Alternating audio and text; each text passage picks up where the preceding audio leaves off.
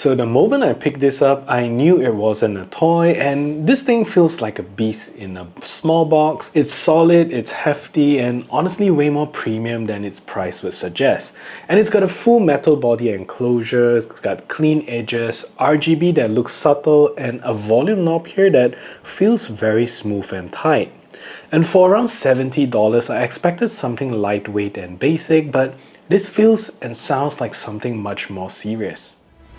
Are we all that we're meant to be this way? I'm afraid I don't know if we can change.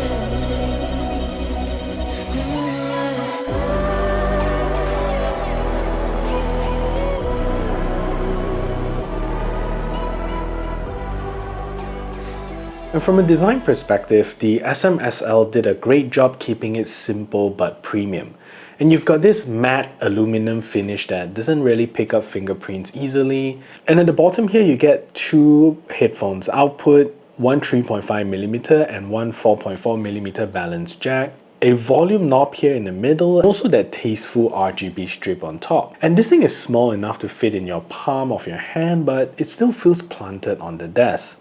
This thing is just over 300 grams and it's compact yet dense, and honestly all the ports that you get here, they feel sturdy when you plug something in, which is not always the case at this price point. So this DAC amp is built to connect with just about anything, and you get USB, optical and coaxial inputs, plus a line out if you want to feed it to powered speakers or another amp.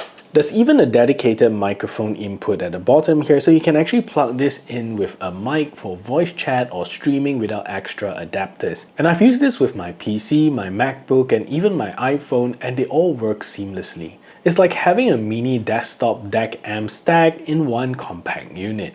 So in order to make filming this video easier, I did my testing shots here with the iPhone using PUBG Mobile, and the R1 absolutely delivers gunfire shots, footsteps, all the spatial cues come through clearly. It doesn't exaggerate sound, but it makes them more defined, so you can actually tell where things are happening. The bass here adds weight without drowning out the details, and you can switch the EQ modes depending on what you're playing. So for games, I mostly use the game presets, but for music or YouTube, I prefer the movie mode for a fuller sound. The built-in mic pass-through also works great for chat. It's clean, no weird interference, and you don't need any adapters.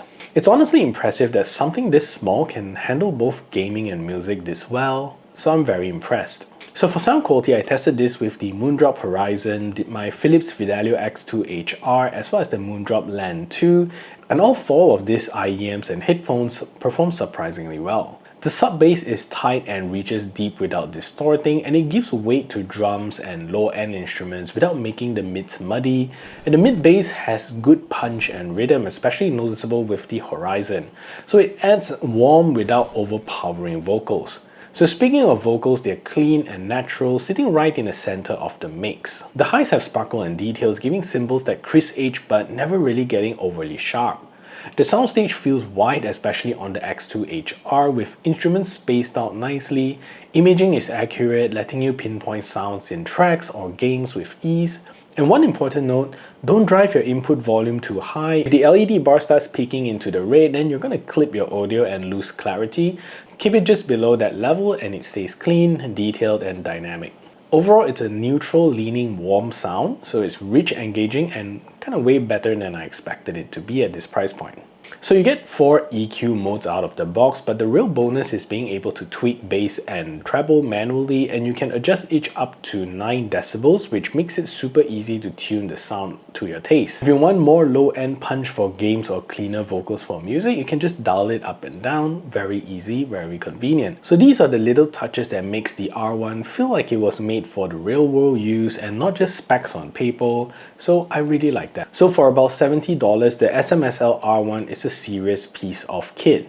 You get dual headphones output, mic support, multiple inputs, manual EQ, RGB level, and clean audio that easily beats most dongles and entry DACs. It's compact, it's powerful, and it feels premium in every way that matters. So if you're into gaming, music, or just want a single box that can do both really well, so there's really very few options out there. If you find value in what you hear and like what you see, I appreciate it if you could subscribe to the channel and like this video. And if you want to check out other videos, here are some videos for you to check out. See you in the next one.